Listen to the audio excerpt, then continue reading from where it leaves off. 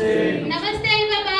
कसे आहात तुम्ही? कसे आहात तुम्ही? कसं कसं वाटतंय? कसं कसं वाटतंय? कशी कशी थंडी आहे? छान छान थंडी आहे ना?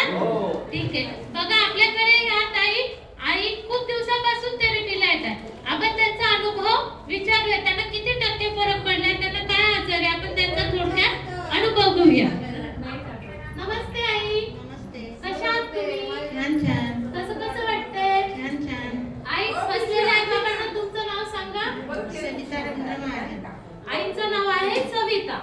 आई तुम्ही कुठून थेरपीला येता? आधी गोरक्षनगरला राहत होते, आता इथं स्वाध्यायनगरमध्ये आहे. ठीक आहे. आई तुम्हाला थेरपीची माहिती कोणी सांगितली? कमल दत्तू जाधव. त्यांना कमल आईंनी थेरपीची माहिती सांगितली. आई तुम्हाला काय काय त्रास आहे? मानेचा त्रास होता आणि कमरेचा पण त्रास होता आणि पाठीचा पण त्रास होता. म्हणजे माने आणि कमरेमध्ये गॅप होता. पाय आईंना पण खूप दुखायचे. मानेमध्ये आणि कमरेमध्ये गॅप होता. आई तुम्ही किती दिवसापासून थेरपीला येताय? 4 महिने झाले. आईंना थेरपीला येऊन 4 महिने झाले. आई तुम्हाला किती टक्के फरक पडलाय?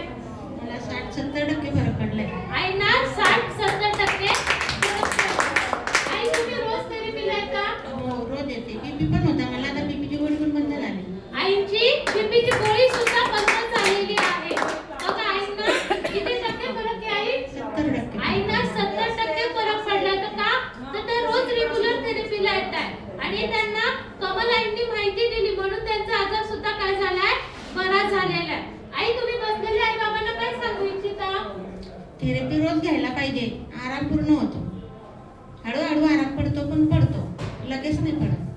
8 दिवसात 15 दिवसात फरक नाही पडत. 3 महिने 4 महिन्यानंतर पूर्ण आराम होतो. गोळ्या सुद्धा बंद होतात. आई तुम्हाला कोणती मशीन जास्त आवडते? Ribbon bed. आईंना सगळ्यात जास्त